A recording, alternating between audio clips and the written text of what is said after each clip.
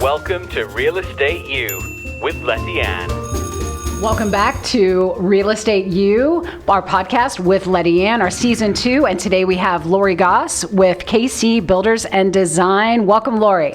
Welcome. Thank you. Yay. Awesome. So we just spoke with Kelly, of course, the owner of the company, KC Builders and Design, and you are the director of operations there. Is that correct? Yes, ma'am. Awesome.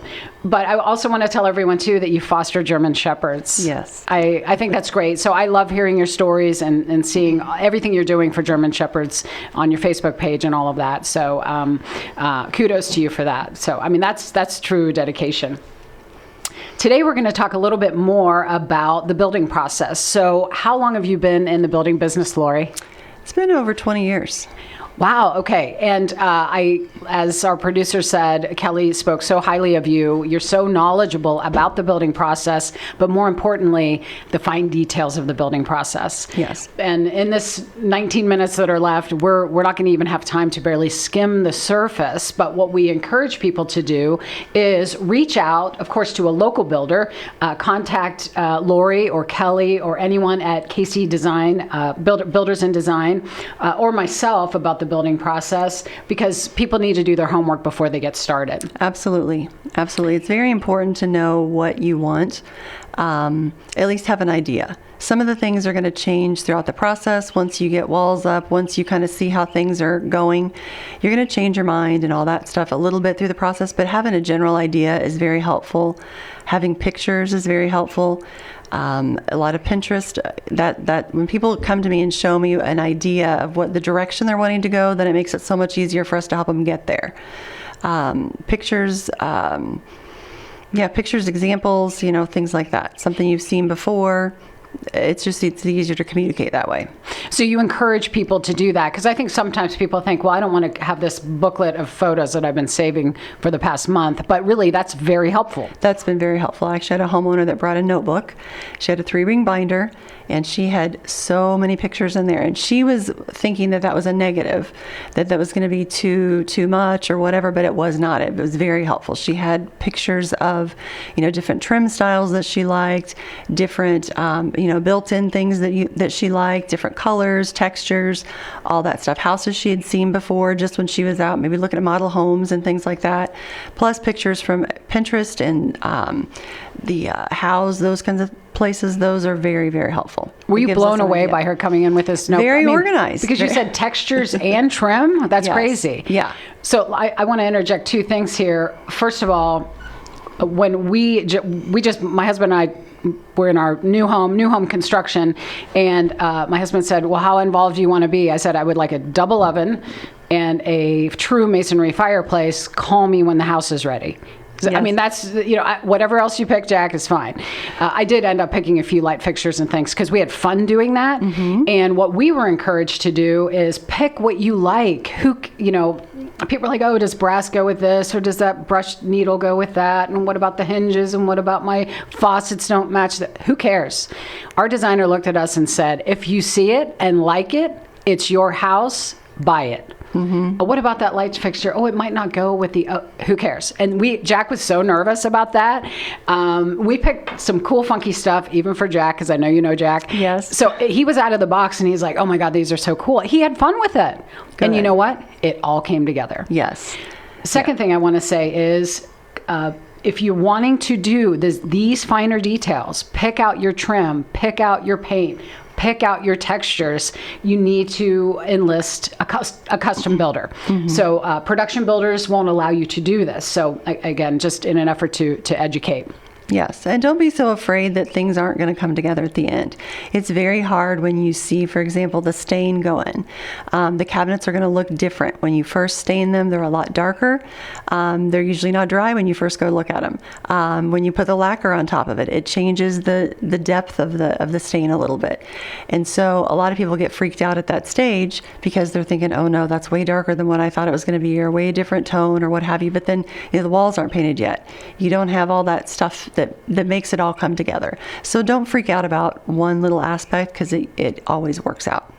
And then the lighting too, because they're looking at a swatch or they're looking at a sample, but maybe that was on a cloudy day. Yes. And then they're coming back and the stain just went on and the sun is out and they're, oh my word, this looks more yellow than. So it's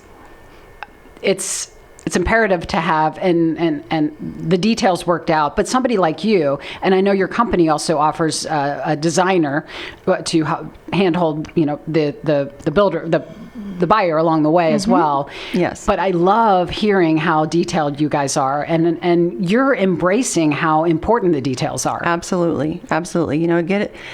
Walk through the house and think about, take the time to think about, where would I want an outlet? Do you do Christmas lights up on your mantle? Let's talk about an electrical walkthrough. That's what it's called, an electrical walkthrough. What happens during an electrical walkthrough in a new home?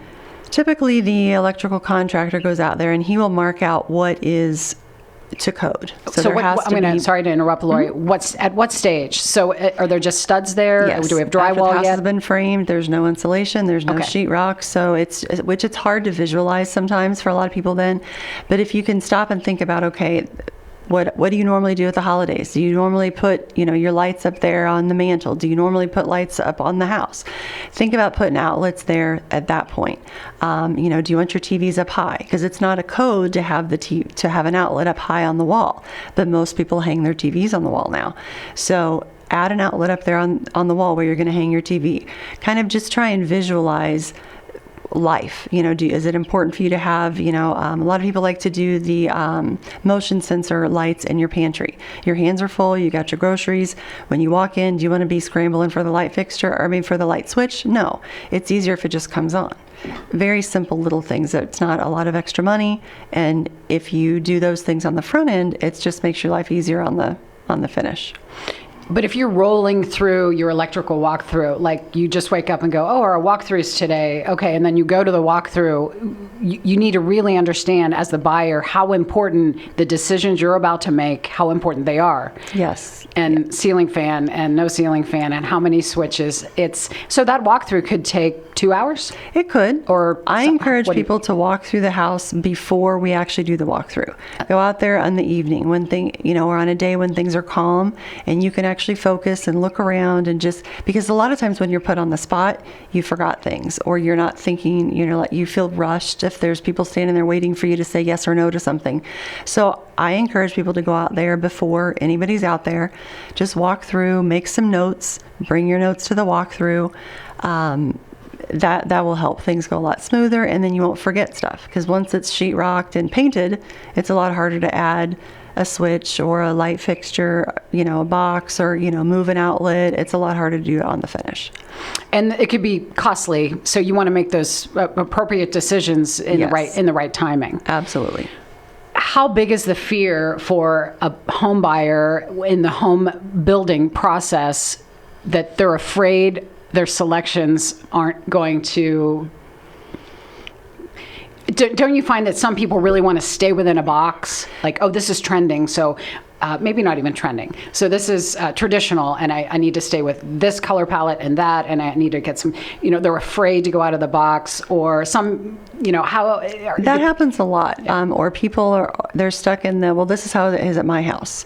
So they assume that things are a certain way, but, it may not be to code. Things may have changed since they built their home. There's also your opportunities to change things are unlimited when you're at the framing stage. So if there's something that's going on at your house right now that you don't like or something that's inconvenient, make notes of that so that you can change it for your new home.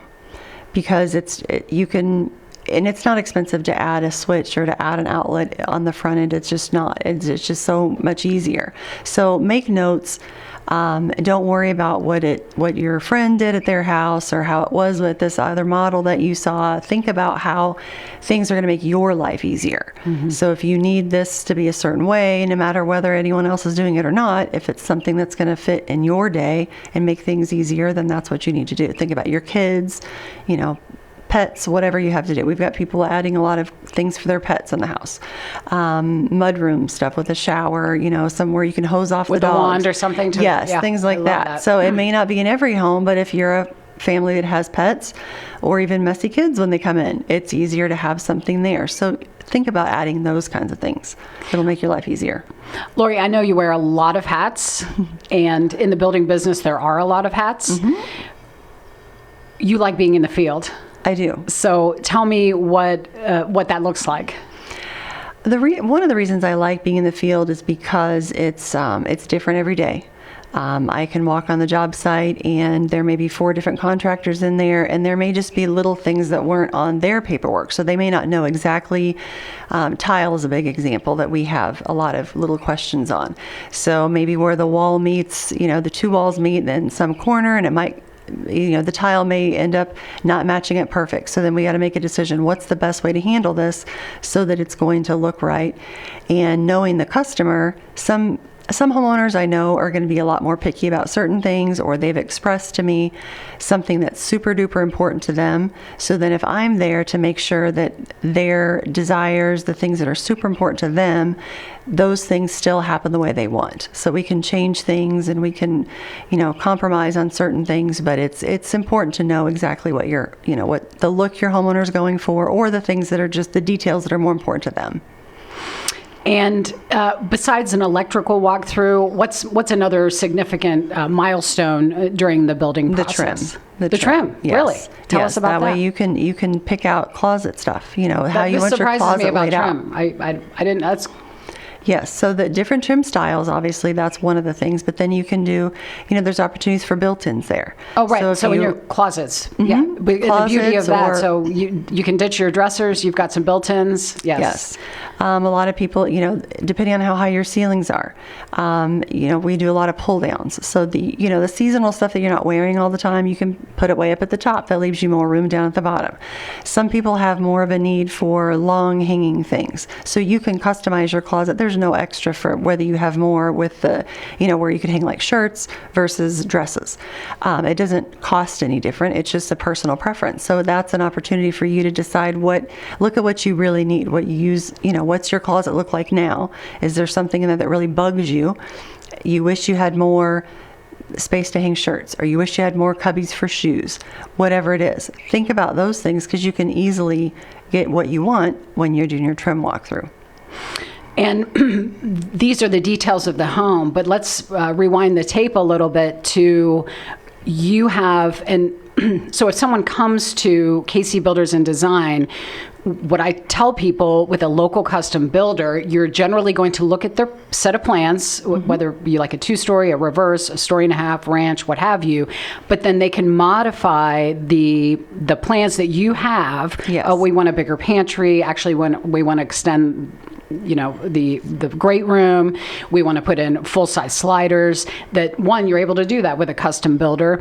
But Kelly, the owner of the company, tells us that you are really instrumental in changing the design, even for a spec home. And we've talked about speculative homes versus a custom build. Your eye is so incredible that you've actually made suggestions to Kelly about changing some of the plans that you have. And that's moving the needle with your business. So tell us what that looks like. And I kind of look at it when I've gone through the plans and just think about some day-to-day things. Like, for example, we had in the storage area there, the way the drain from the furnace was, it was like right in the walkway. And so I'm talking to him and I was like, when you're trying to move stuff in your storage, you don't want to be tripping over this piece of pipe here. So on the next houses, we talked to the plumber, we had them move that. So, wider doorway when you're going into storage. If you're trying to move stuff in there, you don't want to be banging up against things, or, running into the doorways and things like that. You have to have some elbow room to get through there if it's going to be your storage area. So I like to go through the houses and just kind of think logically, things that I would do. I'm going to be moving furniture in. Are these openings wide enough to do that? Refrigerators. There's a lot of refrigerators now that have the pullouts for like the freezers on the bottom. So if you don't have enough room between that and your kitchen island, then you're cramped over there. That's not, that's frustrating when you're trying to you got a busy family, you got people in and out, a lot of the kids, things like that. You need to have some room there. So we've made some adjustments there. That's kind of the detail that I look at. If I was living here and I'm going to be moving around in this place, what kind of things would I want to see different, or what would make it easier for me? And I think you're getting a sense that after speaking with Kelly, the owner of the company, and now Laurie about the finer details, who you hire matters, folks. So if you are detail oriented and you're interviewing builders, you really need to dial in on, are you having these types of conversations with that builder, because those details are important to you. Again, who you hire matters, because I know several local builders, but everyone runs their business a little differently. Their value adds are different. And I love when a builder is on site or someone from their office is on site. And that doesn't mean every day, so don't expect that. But my point is, someone's watching the contractors, not every day, but reviewing the work, double checking what was installed, being sure it was done appropriately and the right way and all of that, because sometimes that happens. So I love how hands-on you guys are, and it's all the difference in the world. It really and being is. approachable and accessible. I know a lot of people that have a hard time getting a hold of their builder or any of their contacts at the office. Why do you think that is? I mean, a couple different things. I think sometimes people are just overwhelmed. Sometimes they're just too busy and they just don't. So they intentionally don't respond very quickly on their phone to things. But I think other times, maybe they're lazy, to be honest with you. I try and always... want to hear it. They don't want to hear about it. Yes. Well, I don't want to deal with that now. But inevitably, that's just going to escalate. I prefer to deal with it on the front end. So if you're out there walking the job site and you see something that you think is a mistake and you remembered saying, hey, I wanted this change, and you don't see that it's changed, please speak up. So, because mistakes do happen. Notes get missed and things like that. So if you see a wall is in the wrong spot or something like that, a window isn't in the right spot, speak up now. So that's why I like to take the phone calls, and I've never told somebody, I'm only working till 5 o'clock and don't contact me afterwards. My phone, if you text me after hours, I may not respond right away, but I will get the message and I'll respond to you as soon as I can. I'm going to text you tonight. Yeah.